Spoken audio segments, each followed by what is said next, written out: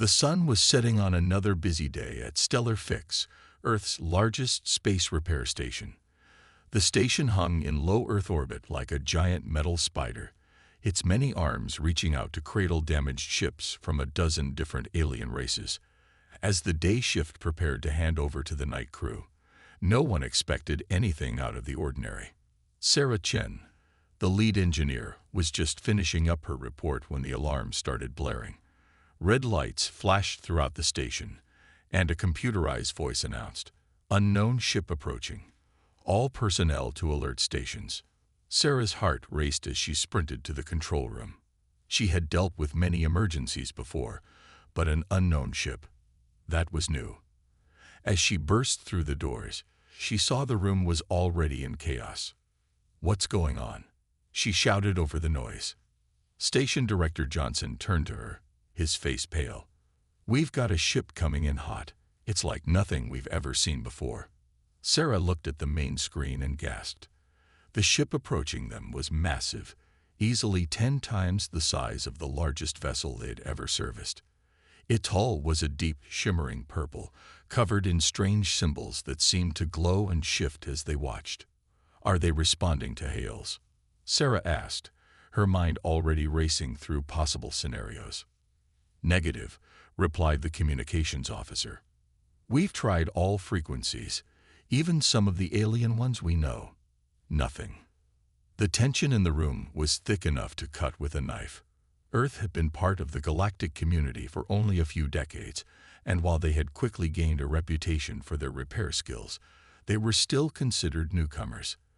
An unknown ship of this size could mean anything from a new alien race to, well, Sarah didn't want to think about the alternatives.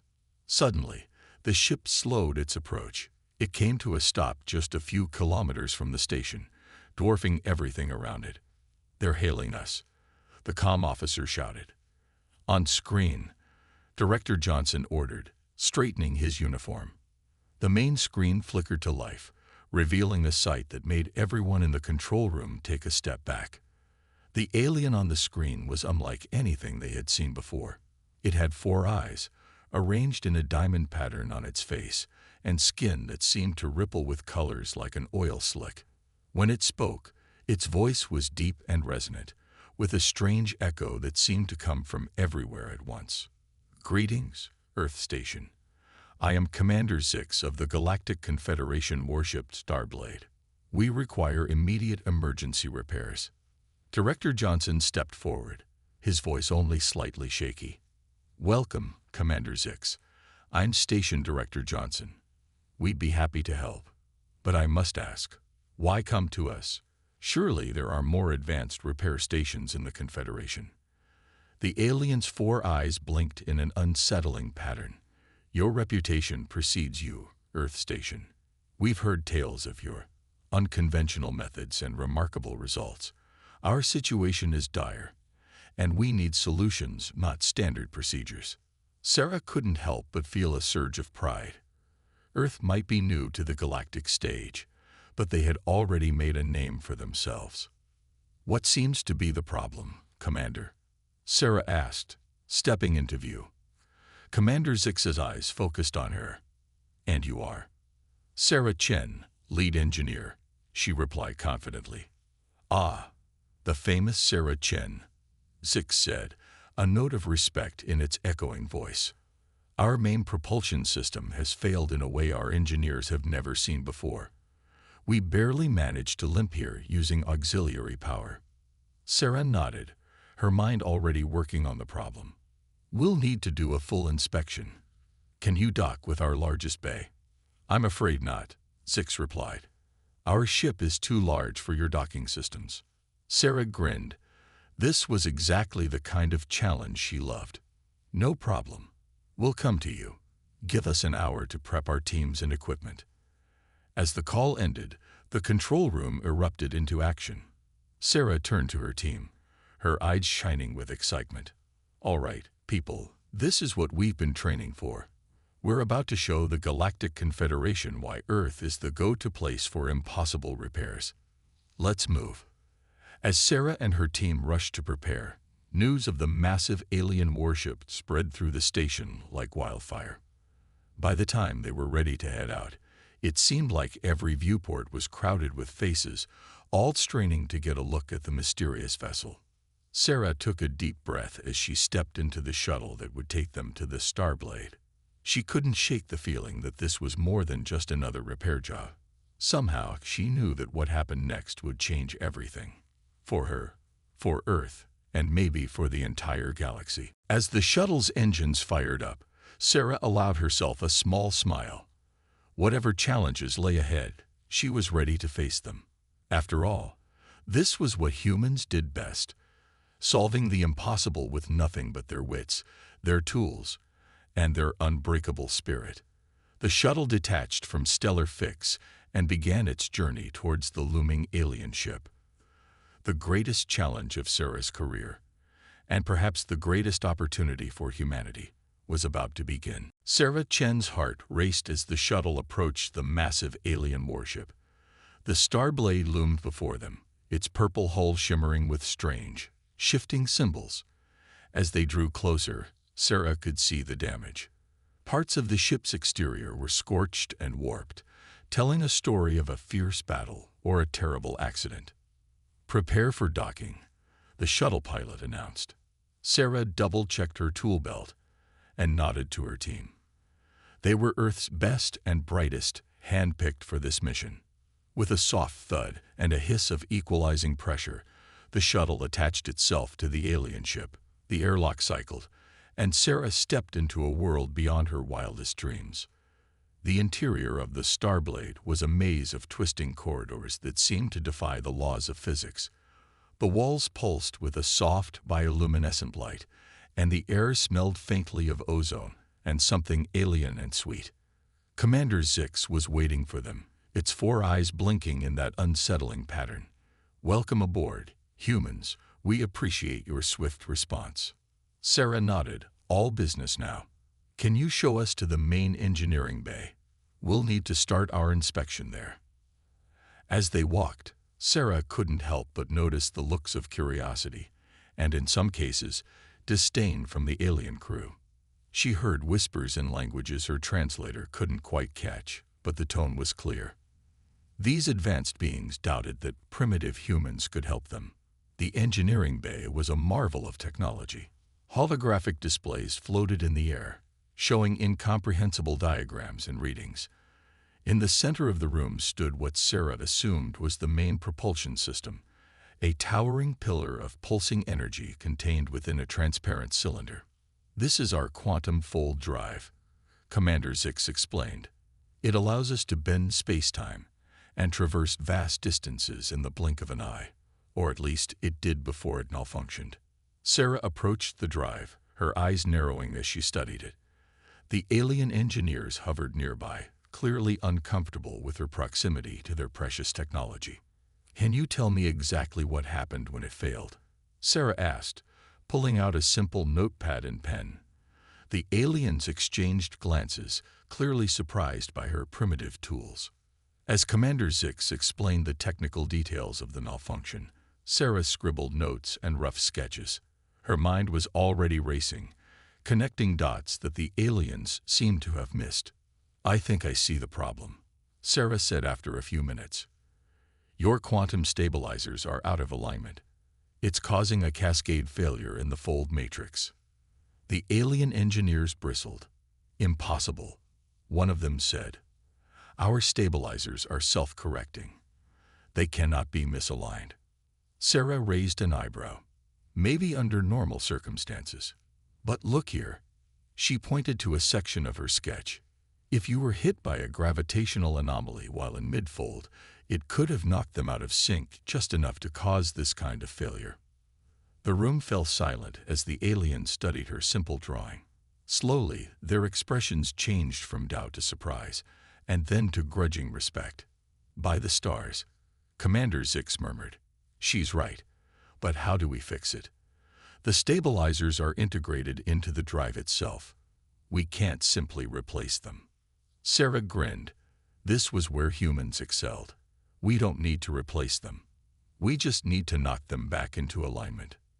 She turned to her team. Johnson, remember that vibration calibrator we developed for the Arcturian crystal drives? Go get it. Lee, I need you to rig up an electromagnetic pulse generator.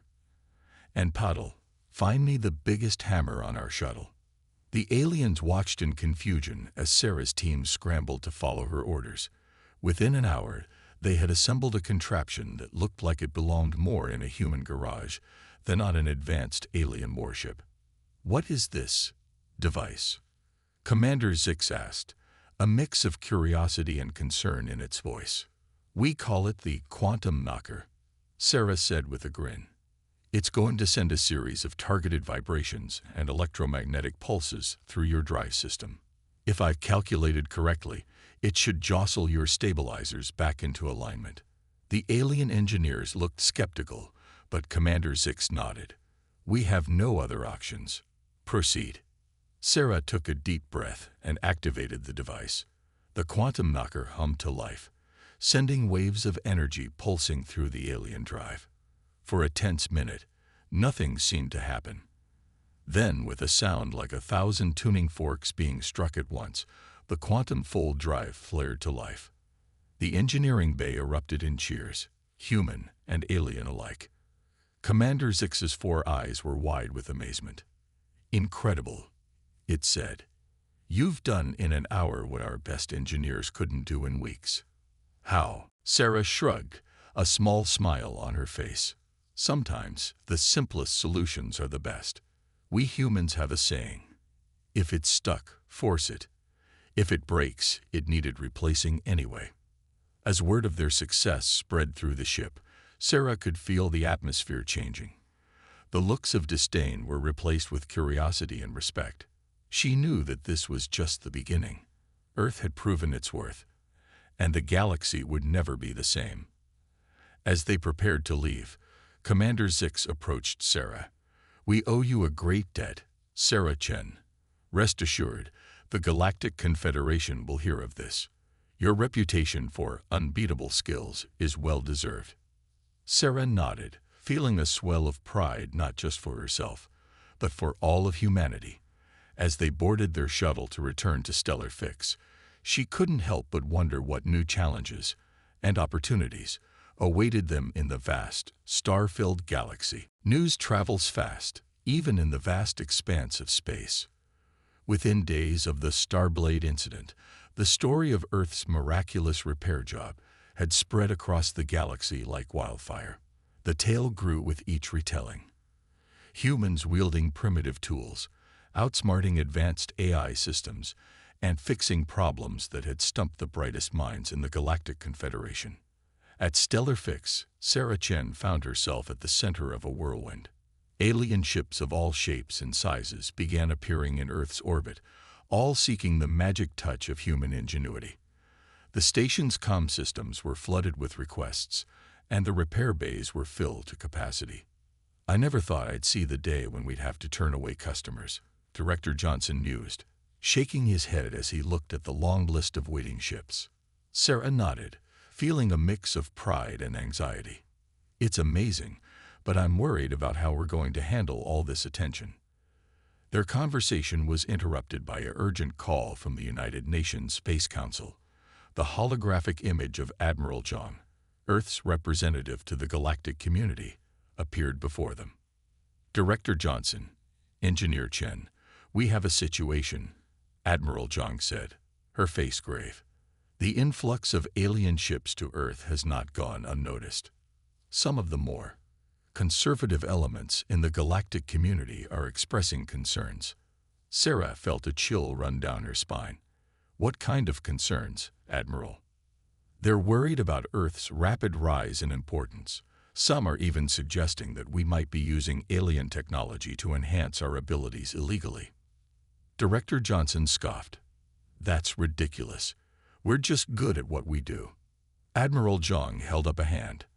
I know, but perception is everything in galactic politics. We need to tread carefully. She turned to Sarah. Ms. Chen, as the face of our repair efforts, we need you to make a statement. Show the galaxy that our skills are just that, skills, honed through human ingenuity and hard work. Sarah swallowed hard. She was an engineer, not a politician or a public speaker, but she understood the importance of the moment. "I'll do my best, Admiral." The next day, Sarah found herself in front of an array of alien news devices, facing reporters from across the galaxy. Taking a deep breath, she began to speak. "Beings of the galaxy, I stand before you not as a miracle worker, but as a simple human engineer. Our success doesn't come from any secret technology or hidden abilities.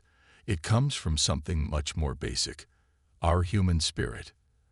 As she spoke, holographic displays behind her showed humans throughout history, solving problems and overcoming challenges. Throughout our history, we humans have faced countless obstacles. We've made mistakes, we've failed, but we've always gotten back up.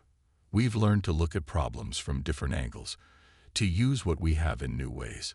This is the source of our unbeatable skills, not advanced tech, but creativity, determination, and the willingness to try the unconventional. The alien reporters buzzed with questions, their translators working overtime. Sarah answered each one patiently, explaining human problem-solving techniques and the importance of hands-on experience. As the press conference ended, Sarah felt a sense of relief. She had done her best to represent humanity, but the relief was short-lived. Just as she was leaving the stage, an urgent message came through on her comm device. It was from a deep space monitoring station. "Ms. Chen, we're picking up a massive fleet of ships heading towards Earth. They're not responding to hails, and their energy signatures match known hostile species. ETA 48 hours. Sarah's heart raced as she rushed to inform Admiral Zhang and Director Johnson.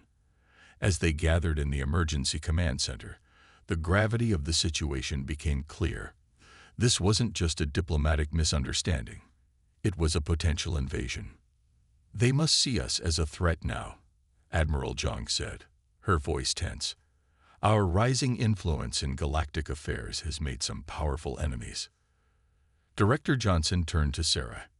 "Any ideas? We're going to need more than a quantum knocker to get out of this one." Sarah's mind raced. They were outnumbered and outgunned by the incoming fleet. But then, a crazy idea began to form. What if we could turn their own ships against them? Not with weapons, but with repairs. Admiral Zhang looked skeptical. "What do you mean?" A slow smile spread across Sarah's face. "They're coming to attack us because of our repair skills, right? So let's give them a repair job they'll never forget. I have a plan, but it's going to take every engineer on Earth, and a lot of luck." As Sarah began to outline her daring strategy, the others listened in growing amazement. It was audacious, possibly insane, but undeniably human. And in that moment, they all realized that this was why alien ships chose human repair stations. Not just for their skills, but for their ability to see solutions where others saw only problems. The next 48 hours would determine the fate of Earth and possibly the entire galaxy. But as Sarah looked at the determined faces around her, she knew one thing for certain. Humanity was ready to show the universe what they were truly capable of. As the clock ticked down to the arrival of the hostile alien fleet, Sarah Chen found herself in a room filled with Earth's brightest minds. Engineers, scientists, and strategists from around the world had been gathered in a last-ditch effort to save their planet. "All right, everyone," Sarah began, her voice steady despite the pressure. "We've got less than 24 hours before that fleet arrives. We need to turn our repair skills into a defense strategy. Any ideas, no matter how crazy, are welcome." For a moment, the room was silent. Then, a young engineer named Raj spoke up. "What if we could hack their ship's systems? Use our knowledge of alien tech to shut them down remotely?" Sarah shook her head. "Good thinking, Raj, but their systems are too advanced. We'd never break through their firewalls in time." An older woman with gray hair and weathered hands stood up. "I've been fixing tractors for 50 years, she said, "and one thing I've learned is that sometimes the simplest solution is the best. What if we don't try to outsmart their tech, but instead used something so old and simple they wouldn't expect it. Sarah's eyes lit up. "Go on, Mrs. Johnson." "Martha Johnson," the woman replied. "Back in my day, we used to disable enemy vehicles by spreading caltrops on the road. What if we could do something similar in space?" The room buzzed with excitement as people began to build on Martha's idea. Sarah watched in amazement as her team started to cobble together a plan that was both brilliant and utterly, uniquely human. As the brainstorming continued, Sarah's mind drifted back to her childhood. She remembered her grandfather, a mechanic, teaching her how to fix an old car engine. "Sometimes, Sarah," he had said, "the fanciest tool isn't the best one for the job. Sometimes you need a bit of string and a whole lot of grit." That memory sparked an idea. Sarah interrupted the discussion, her eyes shining. "I've got it. We're not going to try to match their technology.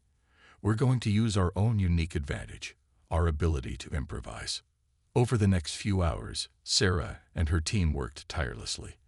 They reproposed old satellites, rigged up makeshift energy disruptors from spare parts, and even designed a system to launch clouds of specially treated space debris that would gum up the works of any ship that passed through them. As they worked, news came in from around the world. People everywhere were contributing to the effort in their own ways. Hobbyist radio operators were helping to boost Earth's communication network. Retired military personnel were offering strategic advice. Even children were getting involved, their out-of-the-box thinking leading to several innovative ideas. With just hours to spare, Sarah stood before a hastily assembled UN Security Council to present their plan. "Ladies and gentlemen," she began, "what we've created isn't pretty. It's not high-tech, but it's very, very human. We call it the Junkyard Defense System." She explained how they had turned Earth's orbit into a minefield of jury-rigged traps and obstacles. Old satellites had been reprogrammed to emit signals that would confuse alien targeting systems. Clouds of magnetized space debris would stick to the hulls of enemy ships, disrupting their sensors. And at the heart of it all, a network of simple, robust energy disruptors that could be controlled from Earth. But the real strength of this system, Sarah concluded, isn't in its individual parts. It's in its unpredictability. Every piece of our defense is unique, improvised, and utterly human. Their advanced AIs won't know what to make of it. The council members looked at each other, a mix of hope and skepticism on their faces. Finally, the Secretary General spoke. "Ms. Chen, this plan is unconventional, to say the least. But given our options, I believe it's our best chance. You have the full support of the United Nations." As Sarah left the meeting, she felt a wave of determination wash over her. They might be outgunned and outnumbered, but humans had one advantage that no alien race could match: their incredible ability to adapt, to think on their feet, and to find solutions in the most unlikely places. She thought about the long history of human innovation, from the first stone tools to the latest spacecraft. Each step had been driven by necessity, creativity, and that uniquely human spark of ingenuity. As she looked up at the night sky, where their makeshift defenses were even now being put into place, Sarah allowed herself a small smile. The aliens thought they were coming to crush a primitive species. Instead, they were about to get a lesson in why humanity had survived and thrived for so long. "Bring it on," she whispered to the stars. "We're ready for you." The stage was set. In just a few short hours, the fate of Earth would be decided. But win or lose, humanity had already proven something important: that their greatest strength lay not in advanced technology, but in the indomitable human spirit. The tension in Earth's atmosphere was palpable as the deadline approached. Every eye was turned to the sky, every ear tuned to news broadcasts. In homes, offices, and public spaces around the world, people waited with bated breath for the arrival of the alien fleet. Sarah Chen stood in the control room of Stellar Fix, surrounded by screens displaying Earth's hastily assembled defenses. The Junkyard Defense System looked like a chaotic mess of space junk to the untrained eye, But Sarah knew better. Each piece was a testament to human ingenuity and determination. Suddenly, alarms blared. Multiple objects detected entering the solar system. A technician announced, his voice tense. Sarah leaned forward, her heart racing. "Show me." The main screen lit up with a terrifying sight. Hundreds of alien ships, each one larger and more menacing than the last, were rapidly approaching Earth. Their sleek designs and pulsing energy signatures made Earth's defenses look like children's toys in comparison. "They're hailing us," the communications officer said. Admiral Zhang, who had been coordinating Earth's diplomatic efforts, nodded. "Put them through." The screen flickered, revealing a being that made everyone in the room gasp. It had multiple limbs, each ending in what looked like deadly weapons. Its eyes, if you could call them that, glowed with an eerie intelligence. "Beings of Earth," the alien's voice boomed, translated into English by their systems. "I am High Commander Zixlax of the Galactic Hegemony. Your recent activities have not gone unnoticed." Sarah felt a chill run down her spine. This wasn't Commander Zix from the Starblade. This was something far more dangerous. "We have watched as you Earthlings have meddled in affairs beyond your understanding," Zixlax continued. "Your primitive repairs have upset the delicate balance of our galactic economy. This cannot be allowed to continue." Admiral Zhang stepped forward. "High Commander, we mean no harm. We're simply offering our services." "Silence," Zixlax interrupted. "You have two options, Earthlings. 1. Cease all your repair operations immediately and submit to our rule. We will allow your species to continue existing under our benevolent guidance. 2. Resist and be obliterated." The control room erupted in angry shouts and fearful murmurs. Sarah felt a surge of anger. After all they'd accomplished, after proving their worth to the galaxy, this was how they were treated. Admiral Zhang, ever the diplomat, tried again. "Surely we can come to a peaceful agreement. Our skills could benefit everyone." "You have 1 hour to decide," Zixlax said coldly. "Choose wisely." The transmission cut off. For a moment, silence reigned in the control room. Then everyone started talking at once. "We can't give in. But look at their fleet. We don't stand a chance. Maybe if we negotiate." "Quiet." Sarah's voice cut through the chaos. All eyes turned to her. "We didn't come this far to give up now. Humanity has faced impossible odds before, and we've always found a way through. This time is no different." She turned to Admiral Zhang. "Admiral, I know you want to find a peaceful solution, but these aliens aren't interested in peace. They're bullies, plain and simple. And there's only one way to deal with bullies. Stand up to them." Admiral Zhang nodded slowly. "You're right, of course.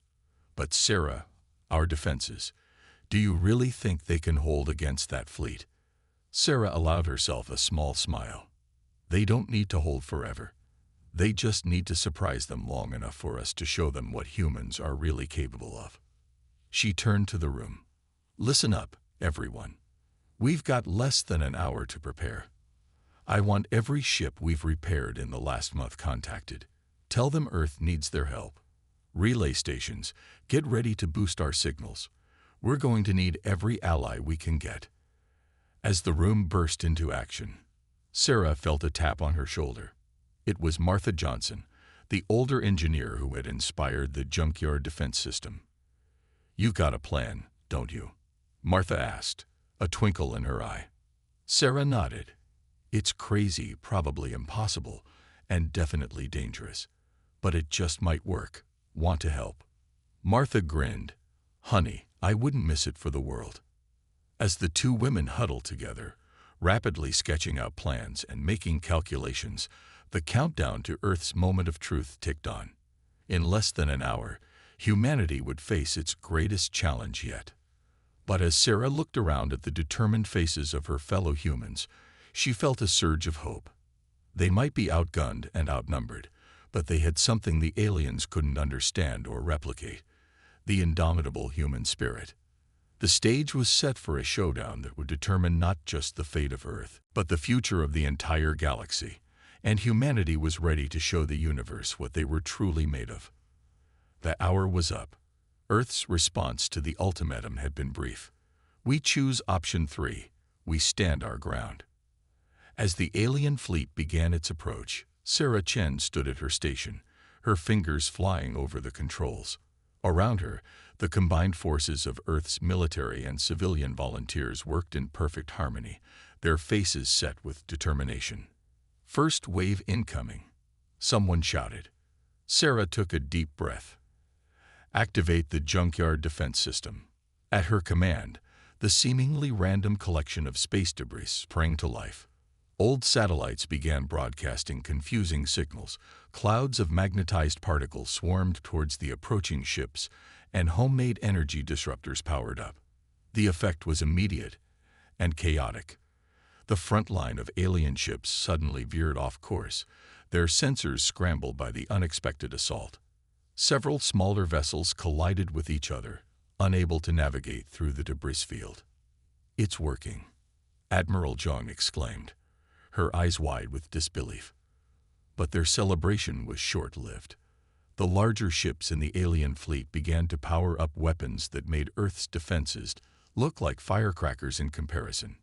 "Brace for impact," Sarah yelled. The first volley from the alien fleet was devastating. Several of Earth's orbital platforms were vaporized instantly. The International Space Station, hastily evacuated days earlier, was torn apart like tissue paper. Yet, amid the destruction, something unexpected was happening. The aliens' high-tech weapons were proving less effective than anticipated.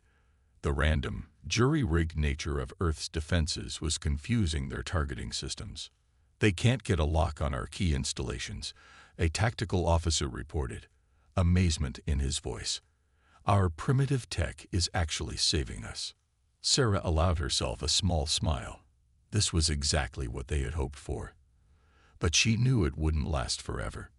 They needed to act fast. "Initiate Phase 2, she ordered. Across the globe, hidden transmitters began broadcasting on frequencies that the alien fleet had thought were secure. The message was simple. "Attention all ships repaired by Earth in the past month. We need your help. The coordinates are..." For a heart-stopping moment, nothing happened. Then, suddenly, space seemed to ripple as dozens, then hundreds of ships dropped out of faster-than-light travel. It was a motley crew. Freighters, passenger liners, even a few military vessels from neutral races. All of them had one thing in common. They had experienced the miracle of human repairs. The alien fleet's formation broke as they tried to deal with this unexpected development. High Commander Zixlax's voice boomed across all frequencies. "What is the meaning of this? You dare to interfere in hegemony business." A chorus of voices responded, each telling their own story of how Earth had helped them when no one else could or would. The airways were filled with tales of human ingenuity, kindness, and unbeatable skills. In the confusion, Sarah saw their chance. "Now, Martha," she called. Martha Johnson, the veteran engineer, grinned as she activated the device they had cobbled together in the last hour. A massive electromagnetic pulse generator, built from spare parts and powered by the collective output of every power plant on Earth. The pulse shot out, invisible but immensely powerful. It washed over the alien fleet like a tidal wave. Ship after ship went dark, their advanced systems overloaded by the crude but effective human weapon. On the main screen, High Commander Zixlax's face appeared, contorted with rage and disbelief. How is this possible? You're nothing but primitive apes." Sarah stepped forward, her voice calm but firm. "You're right, we might be primitive compared to you, but that's our strength, not our weakness. We've faced challenges you can't even imagine, and we've always found a way through. Not with fancy tech, but with creativity, determination, and the will to never, ever give up." She leaned closer to the screen. "So here's our counteroffer. Stand down and let's talk. Not as conquerors and subjects, but as equals. Because if there's one thing you should have learned today, It's that underestimating humanity is a very, very big mistake. For a long moment, silence reigned. Then, slowly, the weapons on the alien ships powered down. High Commander Zixlax's expression changed from rage to something approaching respect. Perhaps, the alien leader said slowly, "We have much to learn from each other." As cheers erupted around her, Sarah felt a wave of relief wash over her. They had done it. Against all odds, humanity had stood its ground and emerged victorious. But she knew this was just the beginning. They had earned their place in the galactic community, not through advanced technology, but through the unique spirit that made them human. Now, the real work of building a new future, for Earth and for the entire galaxy, was about to begin. And Sarah Chen, along with every other human being, was ready for the challenge. 1 year had passed since the day Earth stood against the galactic hegemony and won. The planet that was once considered a backwater world was now at the center of a rapidly changing galaxy. Sarah Chen stood on the observation deck of the newly constructed Galactic Cooperation Station, a massive structure orbiting Earth. The station was a symbol of the new era, a place where beings from all corners of the galaxy could come together to learn, trade, and solve problems. As she looked out at the stars, Sarah reflected on the whirlwind of changes the past year had brought. Earth had become a neutral ground, a place where long-standing galactic conflicts could be resolved through diplomacy and innovative problem-solving rather than warfare. Admiring the view, "Madam President," a voice asked behind her. Sarah turned to see Admiral Zhang, now Earth's ambassador to the galactic community. "Just thinking about how far we've come," Sarah replied with a smile. Her new title still felt strange to her. From engineer to the president of Earth's first global government, it had been quite a journey. The Intergalactic Repair and Innovation Academy opens today. Admiral Zhang reminded her. "Are you ready for your speech?" Sarah nodded, feeling a mix of excitement and nervousness. The academy was her brainchild, a place where humans could share their unique problem-solving skills with the galaxy, while also learning advanced alien technologies. It was a two-way exchange that promised to accelerate progress for all species. As they walked to the main auditorium, Sarah marveled at the diversity around her. Beings of all shapes, sizes, and colors moved through the station's corridors. Some were floating, others slithering, while many walked on various numbers of legs. Yet they all shared a common purpose: to learn and grow together. The auditorium was packed when Sarah took the stage. Thousands of eyes and other sensory organs focused on her. Taking a deep breath, she began her speech. "Friends, colleagues, beings of the galaxy, a year ago, we stood on the brink of conflict. Today, we stand united in our pursuit of knowledge and understanding. This academy represents the best of what we can achieve when we work together." She gestured to the human instructors standing to one side. "These men and women will share with you the skills that have allowed humanity to thrive. Our creativity, our ability to improvise, our knack for finding unconventional solutions. But more importantly, they're here to learn from you." Sarah paused, looking out at the sea of alien faces, because that's the real secret to humanity's unbeatable skills. We never stop learning. We never stop growing. And we never, ever give up. The applause that followed was deafening, a cacophony of sounds from hundreds of different species. As Sarah stepped down from the podium, she was approached by a familiar face. High Commander Zixlax, now the Galactic Hegemony's ambassador to Earth. "An inspiring speech, Madam President," Zixlax said, its once menacing form now seeming almost friendly. "I must admit, when we first encountered your species, we severely underestimated you. It's a mistake we won't make again." Sarah smiled. "I hope not. We'd much rather be your friends than your enemies." As they chatted, Sarah noticed a commotion near the entrance. A group of aliens was clustered around something, chattering excitedly. Curious, she made her way over. In the center of the group was Martha Johnson, the veteran engineer who had helped save Earth. She was demonstrating how to repair a complex alien device using nothing but a piece of wire and a small tool from her pocket. "You see," Martha was saying, her weathered hands moving with practiced ease, "sometimes the fanciest tool isn't what you need. Sometimes you just need a bit of creative thinking and good old-fashioned elbow grease." The aliens watched in fascination, their advanced sensors and analytical devices forgotten as they absorbed the simple yet effective human technique. Sarah felt a warmth in her chest.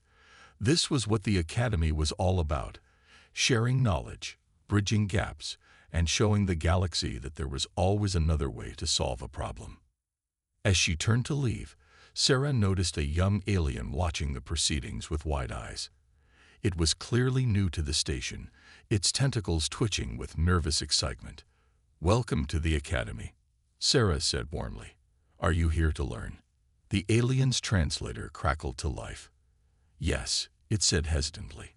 I want to learn how to think like a human." Sarah laughed, a sound filled with joy and hope for the future. "Well, you've come to the right place. Just remember, the goal isn't to think like a human. It's to think for yourself, to challenge the impossible, and to never stop trying. That's the real human spirit." As she walked away, leaving the young alien to its first lesson in human ingenuity, Sarah felt a sense of profound satisfaction. Earth had found its place in the galaxy, not through force or advanced technology, but through the very things that made them human: their creativity, their resilience, and their unbeatable spirit. The future was bright, filled with endless possibilities, and humanity was ready to face it head-on, one impossible problem at a time.